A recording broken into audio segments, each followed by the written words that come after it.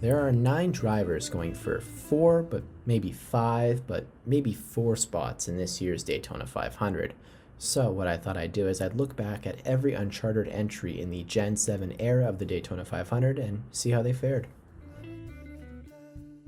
The 2022 Daytona 500 saw 6 cars going for 4 spots: Jacques Villeneuve, Greg Biffle, Kaz Grala, JJ Yeley, Noah Gragson, and Timmy Hill. Noah Gragson and Jacques Villeneuve locked themselves in via qualifying, leaving Kaz Grala, Greg Biffle, JJ Yeley, and Timmy Hill on the outside looking in going into the duels. Now, how did those duels play out? Well, Kaz Grala was against JJ Yeley in duel number 1, and he raced his way in. And in the second duel, Greg Biffle beat Timmy Hill for the final Daytona 500 starting position. When it was all said and done, it was the 2 MBM Motorsports cars of JJ Yeley and Timmy Hill that failed to qualify, which was a big hit for Carl Long starting the Gen 7 era. So how did the guys who make the race actually do? Well, Jacques Villeneuve finished 22nd, Kaz Grala not far behind in 26th, and Noah Gragson and Greg Biffle finished in the 30s, Gragson at 31st, and Greg Biffle at 36th.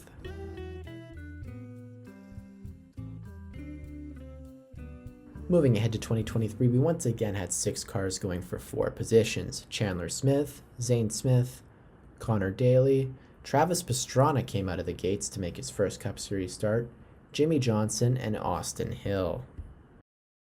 So in qualifying, Jimmie Johnson and surprisingly Travis Pastrana were able to lock themselves in on speed, leaving Zane Smith, Austin Hill, Chandler Smith, and Connor Daly to fight for the spots via the duels.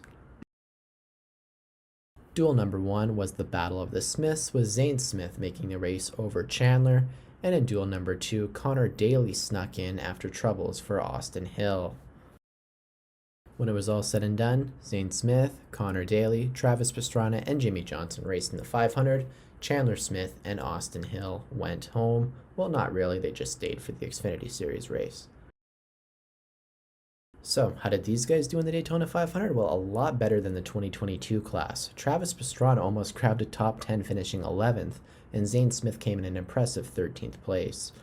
Connor Daly came in 29th, and Jimmie Johnson in 31st.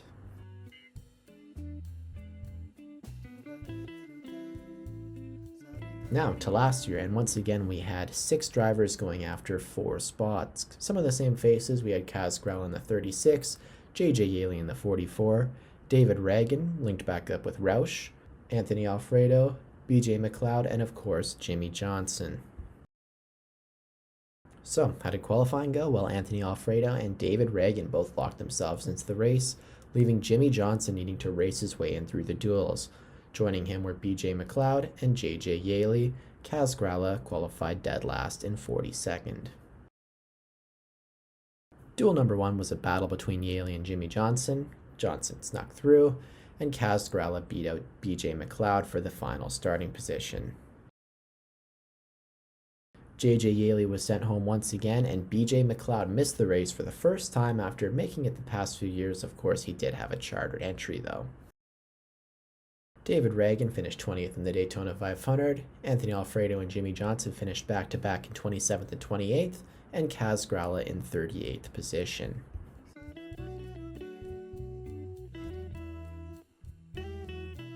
So what I wanted to look at next were the teams themselves that have entered Unchartered cars in the Gen 7 era and how they fared. So I'm going to go from top to bottom here.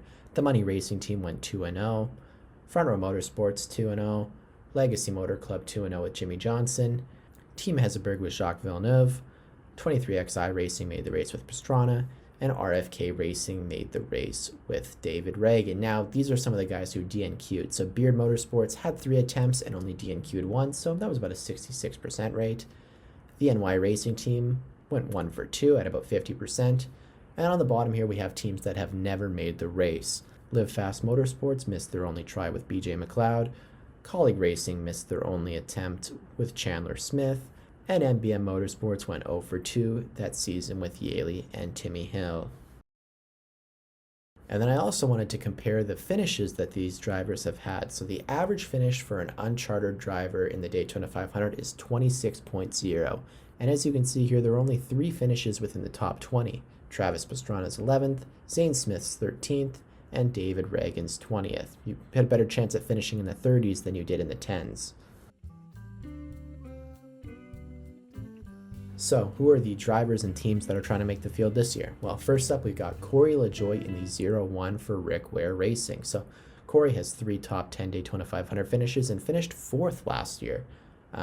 This is going to be the first start for the 0-1 car. I think this is a really cool number to bring back. Corey has always ran well on the plate track, so he's definitely someone to look out for if he's going forward in the duels. Next up, we have Justin Allgaier in the 40 car making the Cup Series debut for Junior Motorsports. This is a very highly anticipated start. This is his 3rd Daytona 500 entry. He ran a couple of years ago back in the Gen 6. This is his first in the Gen 7 car, so it's going to be interesting to see if he can get Junior Motorsports into their first ever Cup race. JJ Yeley reunites with NY Racing to try to make it into the 500. This is his 3rd Daytona 500 entry in the Gen 7 car. Of course, he has 2 DNQs, but the team did make the race with Greg Biffle in 2022, so the team is actually 1 for 2 on Unchartered entries. Another team making their Cup Series debut, this one Tricon Garage with Martin Truex Jr. in the 56. You know, Martin Truex Jr. has run all 3 of the Gen 7 Daytona 500s. He has a 14.3 average finish in those races. This might be his last Cup start. We don't know if he's going to come back and try more Daytona 500s or show up a couple more times throughout the year, so it'd be nice to see him make the race.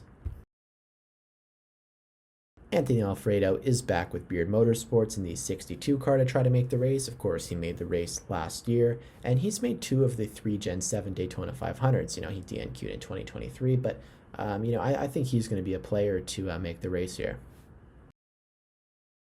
Chandler Smith is linking up with MBM Motorsports to try to help them finally make this race. Of course, they have the 2 DNQs. Chandler himself DNQ'd for the 2023 Daytona 500 with Colleague. Interestingly, this is going to be his first NASCAR start for Ford. He's kind of been around now. You know, he ran Toyotas in the trucks. He was with Colleague in the Xfinity Series, in a Chevy. Then he went back to Toyota at Joe Gibbs last year, and now he's moving over to Ford. But he actually made 3 Cup Series starts in 2023 after missing the Daytona 500 for Colleague, and they were all top 20s. He has an average finish of 14.3 in his 3 Cup Series starts.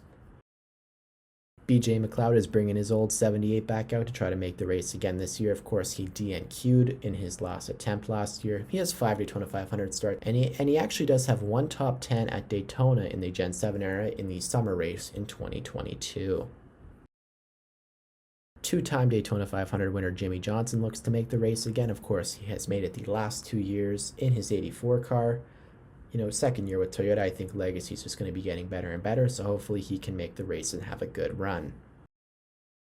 Last but not least, we have Hélio Castroneves in the 91 car for Trackhouse, the Project 91 entry. This is going to be his NASCAR debut across any series. He is a 4-time Indy 500 winner, including winning the race 20 years apart, which is awesome.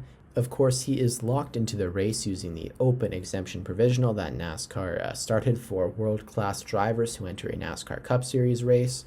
So he's going to be in the race no matter what. But the caveat here is if he makes it on speed or in the duel, there are only going to be 40 cars in this race. However, if he fails to qualify on speed and in the duels, he will enter as the 41st driver, meaning that we could see 4 of the other guys make the race and Hélio round out the field, which I think would be the most ideal situation. Who wouldn't want more cars?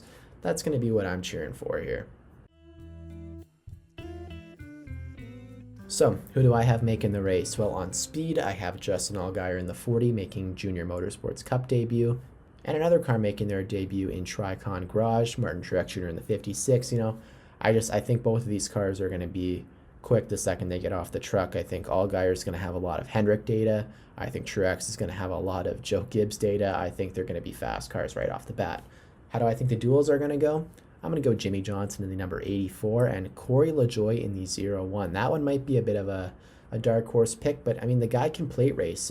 You know, I think he's going to be in contention, especially if there's going to be a couple extra cars in the duels, making, you know, drafting a little bit more of a priority. And then at the bottom there, I have Hélio Castroneves entering in that provisional that we just talked about. So, who do I have missing the race? Well, I've got JJ Yeley in the 44, Anthony Alfredo missing in the 62, Chandler Smith missing in the 66, and the number 78 of BJ McLeod. This is just a really stacked entry list this year. There's a lot of big teams that are entering open cars or cars that have affiliations with big teams that I think these guys that show up for these one-off races like the MBMs and the Live Fast are going to have a hard time beating them out. If you disagree with anything I said, please leave a comment. I'd love to chat with you. But thanks for watching. Hopefully you enjoyed.